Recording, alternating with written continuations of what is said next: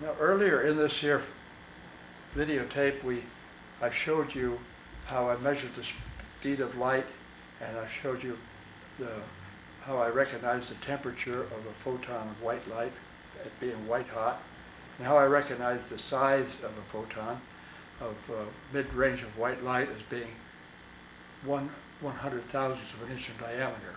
In other words, 100,000 photons of white light would extend an inch if they're side by side. So those are very important observations that gives you a size to work with. Now, when we come over to the satellite dish here, you can see this dish. You'll recognize that fields have to be spherical to operate in a dish. So I'm going to drop this ping pong ball into the dish, and watch, it'll go to that focal point. No matter where I drop it into this dish, it'll go to that focal point. And that's the only shape that will do that. So that's the first thing we have to do, is to accept that all radiated fields are spherical in shape. Now, size is unimportant because tiny ones, more tiny ones go into this dish than the large ones. But they still have to be, the surface of the dish has to be smooth in relationship to the size of the energy field that is entering this dish. If channel 3 would have a field of 8 feet in diameter, this dish would not make a good reflecting surface because it's only 18 inches across, which is 1.5 feet. The surface of this has been painted with flat latex paint because the roughness in there, that flat latex paint, is rough enough to scatter the little photons of white light, while these here squares here are ample, smooth enough to put a very bright spot on each side of this ball if I took this out into the sunlight, and pointed it at the sun. So you can tell the size of the photons of white light by the roughness of the surface, but there's also other ways of determining the size. Now, I've asked what I recognize as very good engineers come into this experimental shop here, and I'll ask them, what is the size of a photon of white light? And invariably they'll say, hey Larry, you can't measure a unit of energy. So then I explain how I do it, because I actually do measure units of energy. But when they're looking at the wave theory or whatnot, they just can't realize that you can measure a field that's a three-dimensional spherical field. So let me show you how I measured these fields. Now, the way I did it, I just took a 2-inch chicken wire. Now that's designed, this was designed to screen out different size photons, because if you hold it up in front of the energy, it travels 186,000 miles a second, but if the openings are large enough, it'll go right through. So it becomes transparent to those particular fields. Anything of that size or smaller will go right through there. So if I put it over the dish like this and transmit through there, this field will go right down through there and hit the focal point. So this is transparent then to the C-band satellite signal, which is a 4 gigahertz frequency. And why these here fields are the size of a ping pong ball is because in 1/4 billionth of a second, electrical current can travel 3 inches on a conductor, and also the speed of light would be 3 inches. But it goes 1.5 inches and comes back 1.5 inches.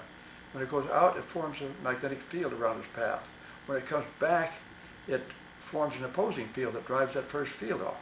So they're pure magnetic fields that are driven off mainly 90 degrees to the conductor.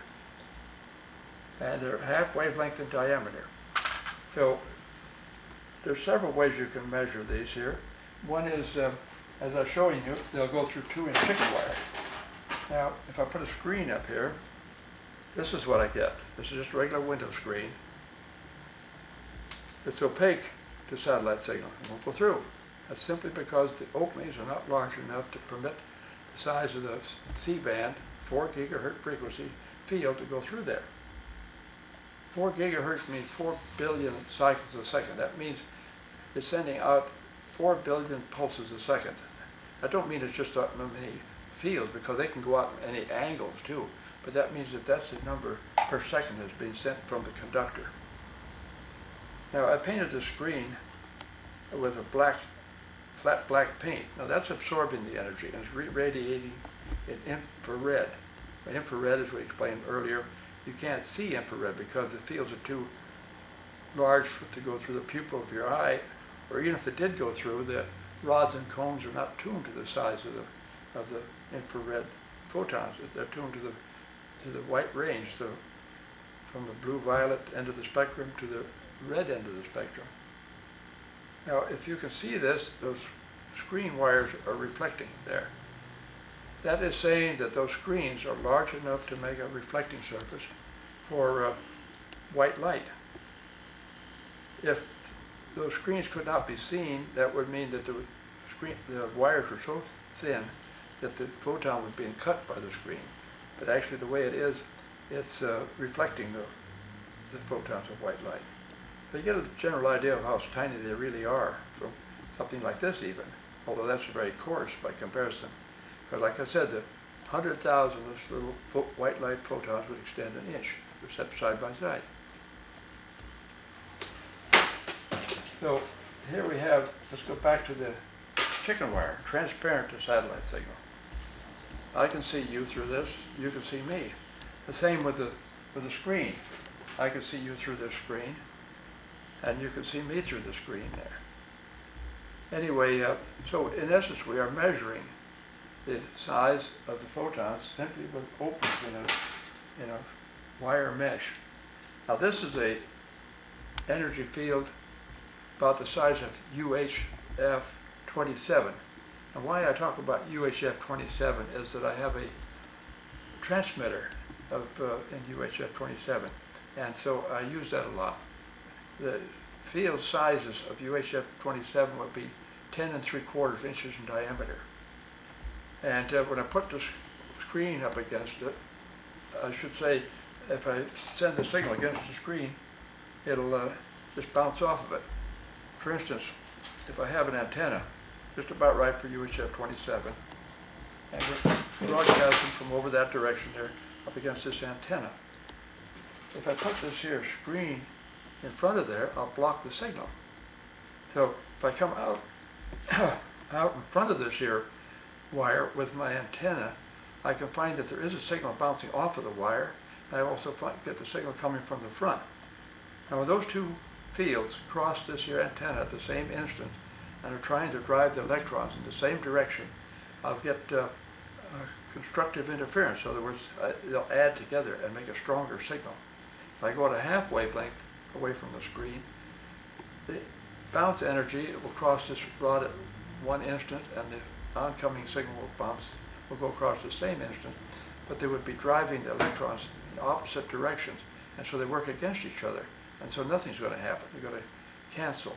So I can determine how much is bouncing off the screen simply by the depth of the cancellation. Now, if I was reading, say, well, say 250 microvolts straight from the transmitter, and then I get a bounce energy off of here to go down to 20 microvolts, I realized that a whole lot of signal is coming off there to cancel that much signal off from the direct transmission. So we aren't guessing about these things. That's not theory. It's actual observations of things that you can prove. Anybody can prove this just if they have a good field strength meter. You could use your television set too, but it's much more inaccurate, you might say. When you're looking at a signal with a needle, you can tell better where you are with the amount of signal reflecting and the amount coming from the other side. So that is openings. Now, that's a very simple way to measure the size of a field. If you take a screen dish, satellite dish, and you're looking at the satellite dish, and you'll see the background behind it. This one is made of metal, so you couldn't see through it. But if you have a screen dish and you can see the background behind it, that means that the satellite signal is hitting that dish and going to the focal point, while the photons of white light are coming right through, because the openings in that dish are ample size to permit the photons of white light to come through, so you'll see what's ever behind the dish. Now, for a long time I've been aware that it takes a surface about as large as the field to make a good reflecting surface. And so when this field for UHF 27 comes up against this here metal, it'll reflect it, reflect most of it. But if you can, if I take this metal, for instance, if I was going to bounce this like a ball on the surface, it would only hit a little spot. It's just, it'd be a little circle. It should reflect it, but that doesn't work that way. It takes a piece of metal as large as the field itself to make a good reflecting surface. And we, about two years ago or so, we ran this problem down to find out what was taking place. And what actually is taking place is that these fields don't bounce just like a ball bouncing. They hit that surface and they invert themselves. They come back through themselves. And when they do, it has the effect of inverting the field. And so I have another demonstration to show that better. I have a parabola all drawn out and show how we found out about that. But right now I want to continue with reflection. So I'll show you some more things here.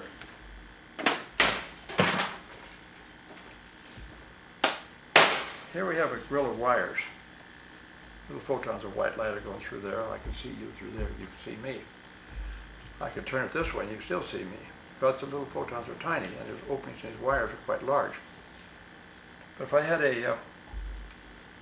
my antenna up here and I was watching a picture from coming in on this antenna, if I put this in front of it, the picture will still be there because as this field comes up against this reel of wires, it goes right past, not cutting the lines of force of this field. This is from horizontal transmission. In other words, the lines of force are perpendicular to the conductor that transmitted this field. So if I turn this around the other way, I'm cutting across the lines of force of the field and the signal will bounce back and I can read it coming back. Again, we're not guessing, it's just a matter of polarizing this film. One of them will go through, just like polarizing film for light, I should say, we're polarizing that field. But one of them will go through and one will reflect depending on how you turn the grill work. Now here's a antenna, and here's a field again. If we want to get energy out of this field, we have to cut the lines of force of the field. It doesn't have to be dead center, it could be on the side or something like that. But the most energy would come out and cut it dead center. Now, this would be a horizontal polarity, and the magnetic lines of force are around the antenna, just like you saw over there on the other demonstration equipment, at the Hans Christian Ørsted's right-hand rule. And that's the maximum way to get energy out of that field. You do not have to cut square across it. You can cut it at an angle. And that's why the long wire antennas work, because you're still cutting across the lines of force of the field. When I was in the television business many years ago, I wondered how close does a wave have to come to an antenna to energize that antenna. At that time I thought in terms of waves. I don't even use that expression anymore if I can help it, because it's a very misleading observation. It's calling energy a wave. But what I found is that you have to cut the lines of force of the field. Now I keep repeating that because I want you to recognize the necessity for that. So this would be horizontal antenna and a horizontal field. Now, if I put the rod vertically like this, it'll go right past it, not cutting across the lines of force of the field. If I put it in a 45, I get about 50% of the signal out. And so it's maximum, about 50% and zero. If this energy field was traveling like in this direction here, and I put an antenna like that, so it hit the end of the antenna, it would not receive any signal. If the antenna field, if this field had bounced and was coming at it pole first like this, I still wouldn't cut the lines of force in the proper direction to create any electrical current in the antenna. So it has to come at it in some relationship to straightforward. It could be at an angle, but it has to be not just straight endwise like that or endwise like that. See, once this here field has hit the ground or any reflecting surface, it can be traveling in any direction that a ball can be turned to. And so only the ones that are in position to cut the lines of force of the field will you get any energy out of it. The rest of them will just bounce. Now, going a little farther here, I took a bunch of little squares of aluminum, cut them out from some aluminum in the kitchen, and I pasted them on here with Scotch tape. And they're ample size to reflect the little photons of white light. In fact, they're large enough to reflect the 12 gigahertz frequency, because now the fields of the 12 billion cycles a second frequency are half-inch, the size of a half-inch marble. And so it will reflect those. But this here large field will just pass right through there. It doesn't stop this field, because those little reflecting surfaces aren't large enough to make a reflecting surface for a large field. These large fields must be composed of tinier parts. I look at it as not a ball with lines around it like you see here, but a coherent field of probably the little gamma rays right out of the atom itself, all lined up in one way. And so they'll drive electrons in a conductor in one direction. If I just invert the field, they go in the opposite way. And so they drive the opposite way. So coming off of an alternating current, coming off of a conductor, coming off like this, it creates a field going one way and a field going back the other way. So those fields are always 180 degrees from each other. So they don't have to be horizontal, they can be any angle. This would be vertical, this would be horizontal, but anywhere in between. So this is a very important observation, and the first thing we have to do is to recognize that the wave theory is an invalid theory. Now, as I said, they pass right through these little squares, these ones I just have here. So now I'll take a piece of fiberglass here. The fiberglass, by the way, is totally transparent to a radio television signal. And I sprayed it with aluminum spray. Just from a spray can, aluminum spray. Now, is that going to let the signal go through, or is it going to reflect off of it? I've asked probably 2,000 people that question, and maybe 4 or 5 have said that it would go through. Most of everybody said it would bounce off of it. In fact, the matters I thought it would bounce off of it too. I thought it would reflect from it, but it actually goes through. So that brings up a very important factor here. What's taking place is that this is ample size to reflect the little photons of white light, and probably reflect infrared too, because they're tiny fields. But when you get a large field, it'll just go right through there. And the reason for that is that these little flakes of aluminum are not electrically connected. And so that tells me a very important thing. It tells me that the field coming down there and inverting itself with the field induces a current into that field, electrical current. When that current runs, it forms an opposing field. So it's not the surface that is reflecting the field, it's the opposing field formed on that surface by that field contacting that surface that does the reflection. And so this was a revelation I hadn't anticipated, but it's been proven in several different ways that there is a magnetic field formed around the current that's induced into that surface, and that opposing field is what drives off the signal, what causes reflection. You take 2 magnets, 2 little circular magnets, and you put them together, North Pole to North Pole, to repel each other. But it's the fields repelling. They're not bumping the magnets together. It's those fields are repelling, and so is reflection takes place from one field repelling another. The way I found out that these here fields were half wavelength in diameter, I went from 2-inch chicken wire to 1-inch chicken wire, and when I did, I lost about 1/3 of my signal. Went down to 1/2-inch hardware cloth, and I lost about 2/3 of my signal. Went down to solid metal, and I lost all the signal. In other words, it blocked the signal. But what I was going to show you these here squares was that one of the reasons I got into all this was that I bought a satellite dish, an 8-foot dish, and it had been painted with a semi-gloss paint like this color right here. And I had it setting up on the pedestal, tracking the Clark belt. When the sun got behind the Clark belt, it was about the 4th of March. That was back in 1984. And when that happened, the sun come in, reflected off this semi-gloss paint, and it melted the feed horn. The feed horn was made of PVC. Now PVC pipe won't hold the signal at all, but it had a metal liner, and so that was no problem. The feed horn worked okay, except it couldn't handle that much heat. So I exchanged that melted feed horn for another metal feed horn, which of course couldn't melt.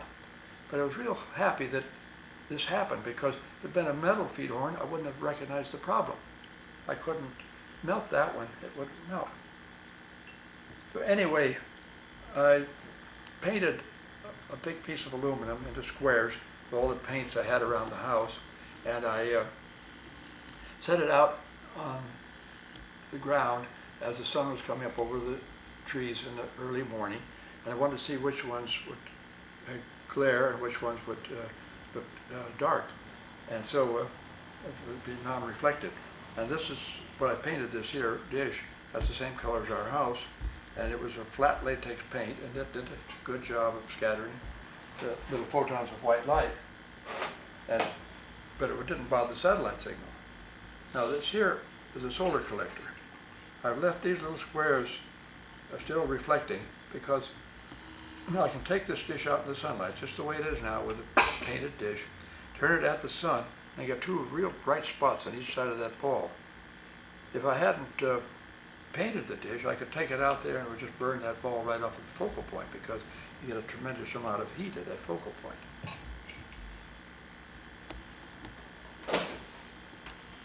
So let's put this here to what we're recognizing here to work. This here PVC won't hold the signal. Here we have a PVC cap. Now put this into the feed horn like that. If you went over to your neighbor and put this cap in his feed horn, he wouldn't even know you put it there, because that signal would go right through there. And why does it go through? Simply because PVC must be a non-conductor, and it's impregnated with titanium white crystals. I'd assume there's titanium white. And they reflect white light, but they're not electrically connected, so it doesn't make any repulsion field to drive this signal away. One of the things that took place when I first got into this investigation was that I had a little soup can. I cut a half-inch slot in the soup can, and I found I could get the vertically polarized signal through that half-inch slot, or I could get the horizontal signal through. And so I was writing up my experiments on this, and I said, wait a minute, I didn't look to see which way the antenna was inside this here feed horn. So I looked in there, and what do you know, the antenna was horizontal like that, and the slot was vertical. So I went to the physics books and looked up waveguides and things like that, and it said that the horizontal signal goes through a horizontal slot, vertical goes through a vertical slot. And I said, those guys are 90 degrees off. I wonder what else they're off on. Now, I didn't doubt a lot of the physics, but I double-checked a lot of it, and I found several things that they're not, even today, teaching correctly in physics. Now, they accomplish everything they want mathematically, and so they don't have to know all these things. But it would be kind of nice to know them, and it's also very revealing to the average person to recognize what takes place physically rather than just a whole bunch of mathematical equations. Because mathematical equations don't show the action. They just have so much in, so much out, and they show the end results. So this here slot and that feed horn was one of the stepping stones, I guess, to where I am today. Now, the super cool things for superconductivity of electrical current. But a waveguide is a very efficient way of transferring energy. And so you take this magnetic field and run it through a waveguide, it'll feed through there very nicely, and it'll go where you want it to. And the waveguide, I believe, would work up to the melting point of the waveguide. They don't have to go down to almost absolute zero to do that. You'd be getting, you put a probe in there, just a quarter of the way in there, just like that, and you'd get the current out of that there field as it cut the lines of force of the field. But it would be alternating current, AC current. But you can convert AC to DC, and so there may be some advantages to superconductivity and DC current, but you can take a waveguide and you don't have to worry about this here supercooling anymore. You could just get the energy out in the form of AC current. This is a good waveguide for the C-band of satellite signal. It's just downspout from the gutters of the house. But the books will tell you that a waveguide will work down to about 70% of the wavelength. What they should be saying, it has to be large enough to permit the half wavelength to go through.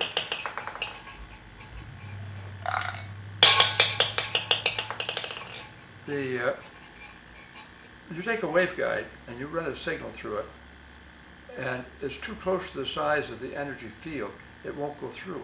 But that's because, as far as I can recognize, when that field is going through there, it induces a current into the surface. And when that induced current has a magnetic field around it that opposes the field that formed it. So it retards that from going through. So you have to allow about 10 to 15% larger than the half wavelength for that signal to pass through the waveguide. Now these are all experimental things. I'm not getting these out of books. I go to books to kind of verify what I'm doing. If I can't find it in books or they don't agree with what I'm doing, I have to go with the experimentation rather than the books. I know books are important and I recognize the speed at which you can learn, but they ought to have it as near correct in the beginning, and you don't have to learn something that's not true and then have to relearn it. Now this here little ball here is composed of a whole bunch of molecules. And so it's a little orb, a little globe, a little sphere of molecules. This here field here is totally transparent. You can't see it. But it appears to be composed of a whole bunch of little gamma rays right out of the atom itself. And they're all lined up one way.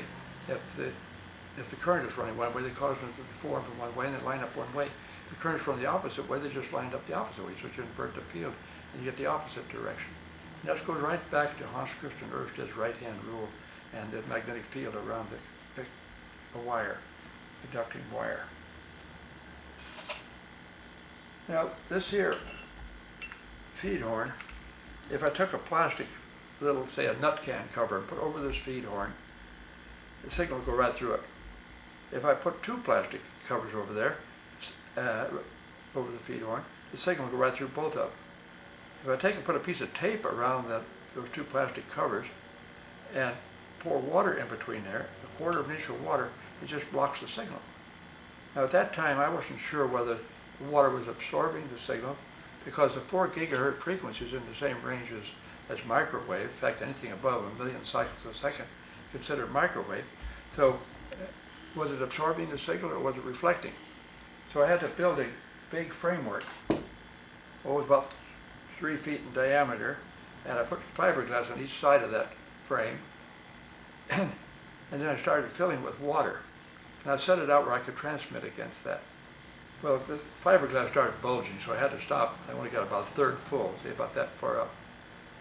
So I set it out there and transmitted against it, maybe like 75 feet away, with my little UHF 27 transmitter using fields this size.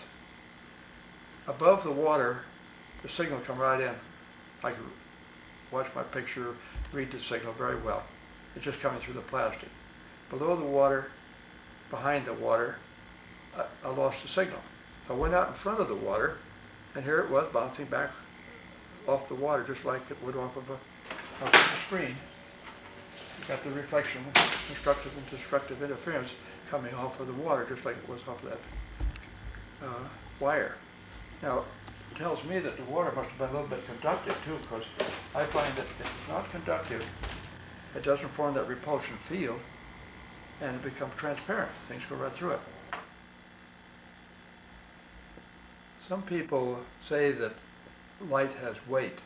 And they recognize this because when there's an eclipse of the sun, the light will show a star that's behind the sun.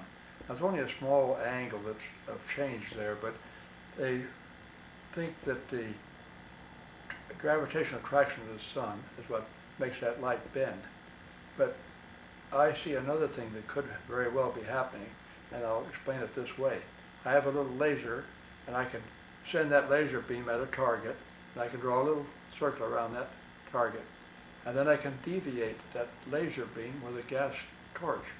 And so what I believe is that it's not weight of the light. I don't see any weight to light anyway. I don't recognize that. I believe it's the refraction going through the corona of the sun that creates that slight bending. And refraction is a well-known operation of light anyway. Light will refract. Now, they also say that light can't get out of a black hole, and they quote that as gravitational attraction of the black hole.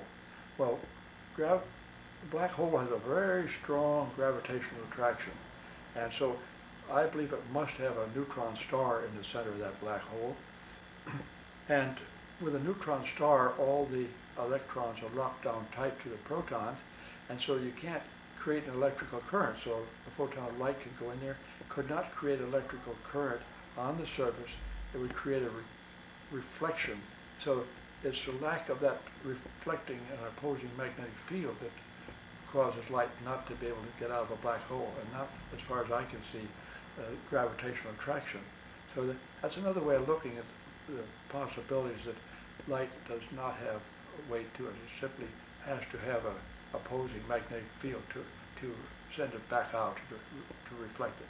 That's what we found out with the surfaces, and that's on your larger fields, and I would assume that'd be the same thing with the little photons of white light, because these all seem to be the same, just a matter of the frequency creating at different sizes.